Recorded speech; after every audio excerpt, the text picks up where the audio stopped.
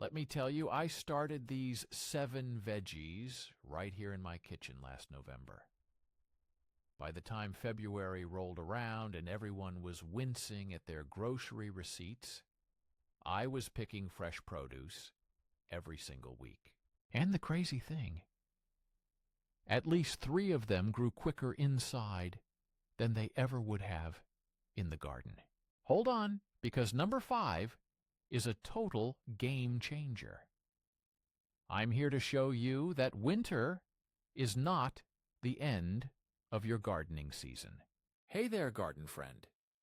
Welcome back to Serene Green Gardens, the place where we help your garden flourish without draining your bank account. If this is your first time, you just found the coziest spot on YouTube, where we transform small spaces into productive oases. I'm thrilled you're here, because today we're flipping the script. We are moving the garden inside. And trust me, this is going to change how you see winter growing forever.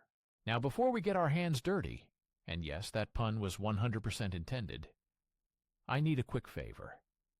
Go ahead and hit that subscribe button. I'm serious. Because what I'm sharing today isn't some abstract concept from a book. These are plants I have personally grown right in my house, and the results were too amazing not to share. Hit that notification bell too, because we drop new budget-friendly gardening gems every single week, and you're not going to want to miss what's coming next. So, here's the secret nobody really talks about with winter gardening. Everyone assumes the season is over when the first frost hits, but that's actually when the real opportunity starts for indoor growers. You see, most veggies hate the outdoor winter due to the wild temperature swings and brutal winds. But inside, you become Mother Nature. You're in charge of everything. And these 7 vegetables I'm about to list, they don't just get by indoors. They truly flourish.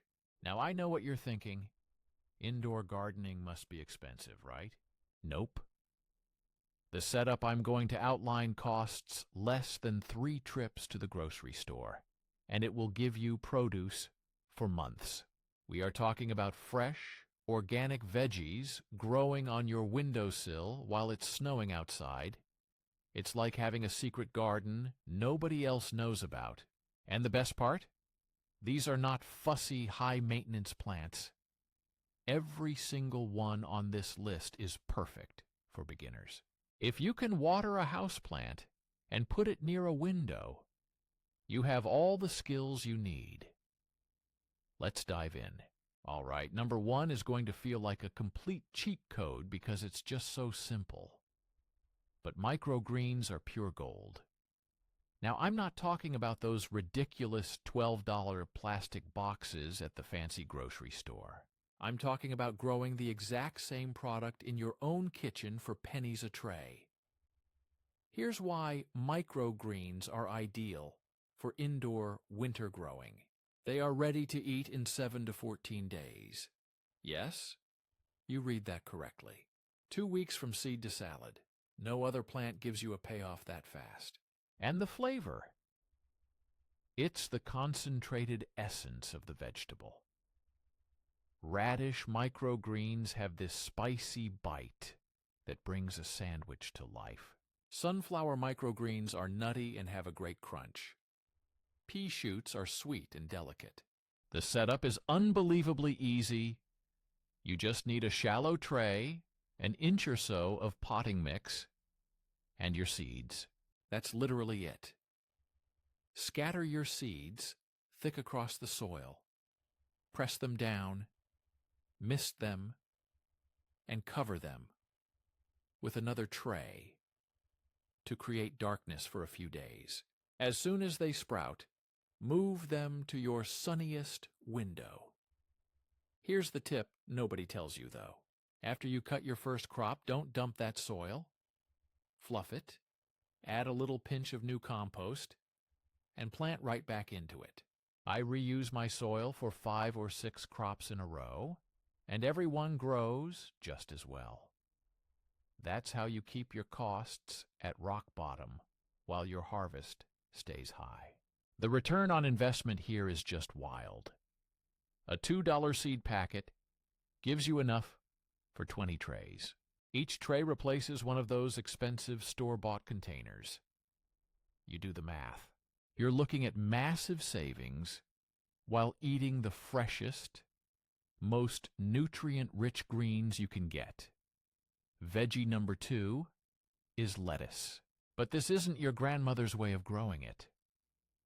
We are thinking compact. We are thinking fast. And we're going to harvest from the same plant over and over. The variety is critical here.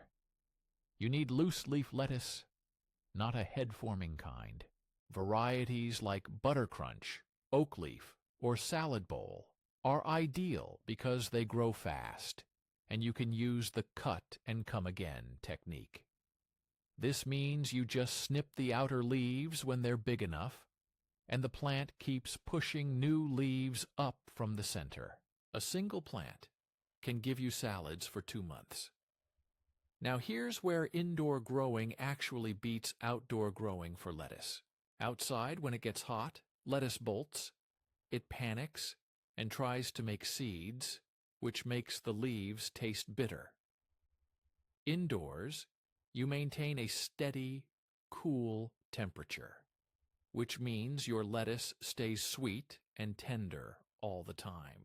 It's genuinely better than summer-grown lettuce. The budget setup is a breeze. Get some 4-inch pots, or even reuse plastic cups. Poke drainage holes, fill with potting mix, and plant 3 to 4 seeds in each one. Once they sprout, thin them down to the 2 strongest seedlings. Put them on your brightest windowsill, or use a basic grow light if your windows are dark. Water when the top inch of soil is dry. And here's a pro tip. Lettuce loves it cool. If you have a room that stays around 60 to 65 degree keys, 15, 18 degree size, that is lettuce heaven. A spare room, a basement window, or a cool garage with a light all work perfectly. You can start snipping outer leaves as soon as they're about 4 inches long. Don't wait for a head to form. The joy of loose leaf is you harvest what you need when you need it. A few leaves for a sandwich, a few more for a taco. The plant just keeps producing. Vegetable number 3, radishes. Number 3 might be a surprise, radishes. Now, before you tune out thinking radishes are boring, just stop right there.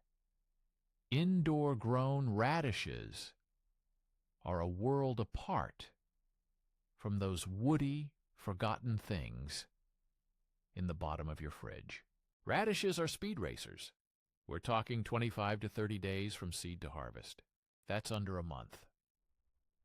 And unlike outdoor radishes that can get tough and hot if you miss the harvest window, indoor radishes grow a bit slower and more evenly. This gives you more time to pick them while they're still perfectly crisp and mild. The secret to good indoor radishes is depth and spacing. You must use containers at least 6 inches deep. That root needs room to swell.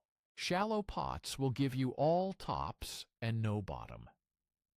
Use a pot that's at least 6 inches wide too, and plant your seeds about 2 inches apart. Yes, spacing is crucial. Crowded radishes will give you tiny, stringy roots. Here's why this is so budget-friendly.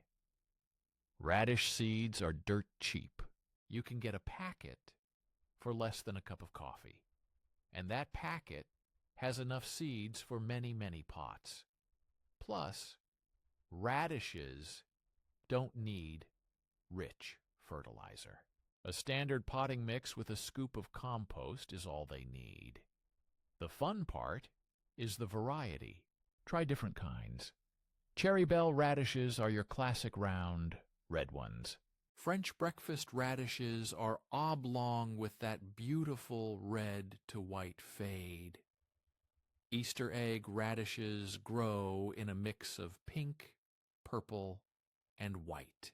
You can grow a whole rainbow. And here's a bonus most people forget. Radish greens are 100% edible and fantastic. They've got a peppery taste and are loaded with vitamins. So, even if your roots don't form perfectly, you still get a harvest of delicious greens for stir-fries. Nothing is wasted. Okay, quick pause. If you're loving these tips, and you can already taste those fresh, crisp radishes, do me a solid. Hit that like button right now. It tells YouTube this content is helpful, which means more people can find budget-friendly gardening tips. And drop a comment below telling me which of these 7 veggies you're most excited to try. I read every single one, and I love hearing from you. Also, if you're not subscribed yet, what are you waiting for? We're building a community of smart gardeners who refuse to overpay for produce. Join us. All right, let's keep this going because the next 4 are even better. Vegetable number 4, spinach, and this is where indoor growing is just hands down unbeatable. Spinach is what I call a cool season sweetheart. It despises hot weather, which is why it's so tricky to grow in the summer. But winter, indoors, this plant thinks it's on vacation. Spinach does beautifully in containers, and just like the lettuce, you harvest it with the cut-and-come-again method. Snip the outer leaves when they're 3 to 4 inches long, and the plant will keep producing new growth from its center. 1 pot of spinach can keep you going for months. The variety I'd suggest for indoors is Space or Bloomsdale.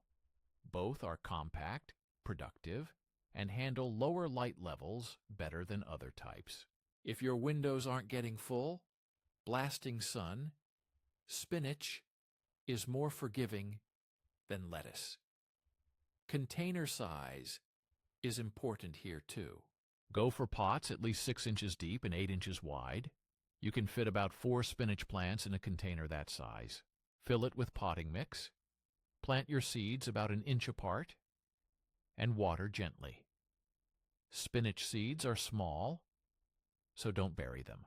Just press them onto the soil and cover them with a tiny layer of mix. Temperature is your secret weapon with spinach. It loves cool rooms. If you keep your house around 65-70 degrees Fahrenheit, 18-21 degrees Fahrenheit, it's perfect. It actually tastes sweeter in cooler conditions, as the plant makes more sugars to protect itself from cold. Here's the money-saving magic. A bag of organic spinach at the store is, what, $4 or $5, and it turns to slime in your fridge in 3 days. A $2 packet of spinach seeds gives you hundreds of seeds, and you pick your leaves fresh as you need them. No waste, no wilt, no throwing money in the compost bin. All right, number 5 is the one I told you would be a game changer. Green onions. But we are not planting these from seed. Oh no, we are growing them from kitchen scraps, which means your total cost is exactly $0. This is the ultimate budget hack. Here's how it works. The next time you buy a bunch of green onions from the store, use the green tops as you normally would, but save the white root ends. You know, the part with the little stringy roots that you usually throw away? That's pure gold. Stick those root ends in a glass of water on a windowsill, and in a few days, you will see new green shoots. Within 2 weeks, you'll have fully regrown green onions to harvest again. But here's the